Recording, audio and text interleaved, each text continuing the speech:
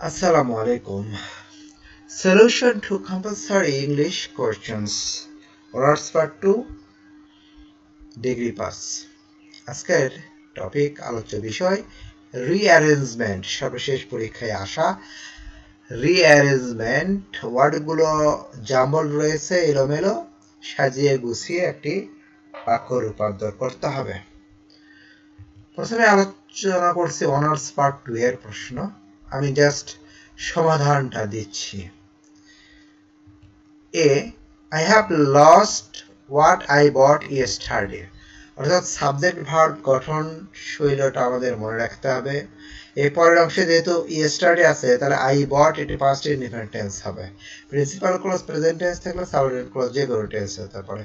এখন yesterday হলো I bought এর সঙ্গে, আর I have lost what I bought yesterday, অর্থাৎ গতকাল যা কিনেছিলাম তা হারিয়ে ফেলেছি।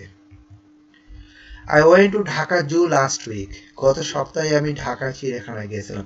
আগে সাবজেক্ট আইডেন্টিফাই করব, সে অনুযায়ী ফাইনাইট ভার্ব, অথবা ফাইনাইট ভার্ব সে অনুযায়ী সাবজেক্ট, তারপরে আস্তে আস্তে পর্যায়ক্রমে আমরা সাজাবো। All that glitters is not gold. এটা প্রবাদ বাক্য, চকচক করিলেই শোনা হয় না। Independence is the birthright of a man. স্বাধীনতা মানুষের জন্মগত অধিকার। Okay. A winter morning is cold and misty. শীতের সকালটা তুষারময় এবং ঠান্ডা। এই কোল্ড এবং মিষ্টি যদি আমরা রিপ্লেস করি তাতে কোনো সমস্যা নাই। এটা ওটা ওটা ওই জায়গাতে।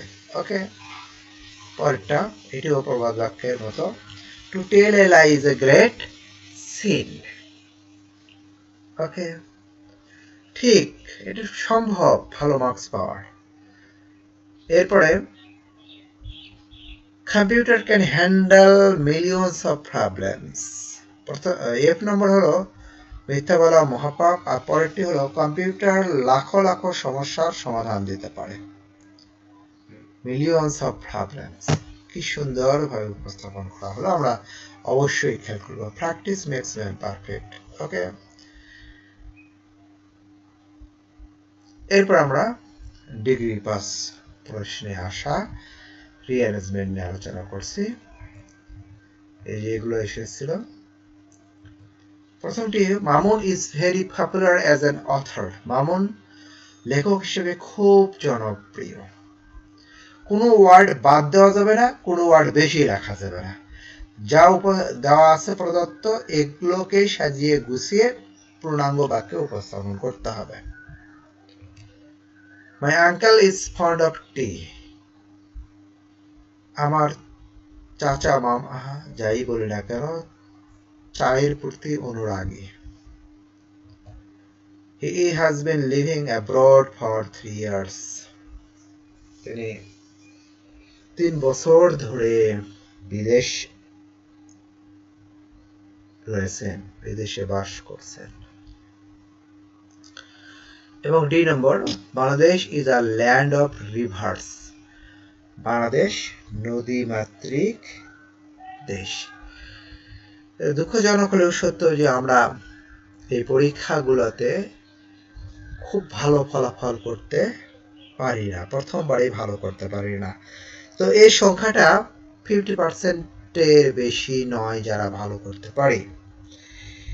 আবার অনেককেই আমি 70% বা 80%-এর কাছাকাছি মার্কস পেতে দেখেছি। তারা পেয়েছে অত্যন্ত সুন্দর তাদের উপস্থাপনা। আবার কেউ ঠিক কাঙ্ক্ষিত যে পাস মার্কস তার ধারে কাছে আমরা যেতে পারি না। সুতরাং আমাদের ভালো করতে হলে গ্রামার অংশে 100% ভালো করতে হবে, এখানে করতেই হবে। আর কম্পোজিশন সেক্টরে সেখানেও ভালো করতে হবে। তখনই পাশের নিশ্চয়তা এবং ভালো মার্কস প্রাপ্তির নিশ্চয়তা, নচেত কখনোই সম্ভব না। আজে বাজে জিনিস লিখলে কখনোই ভালো কিছু সম্ভব নয়। Thank you.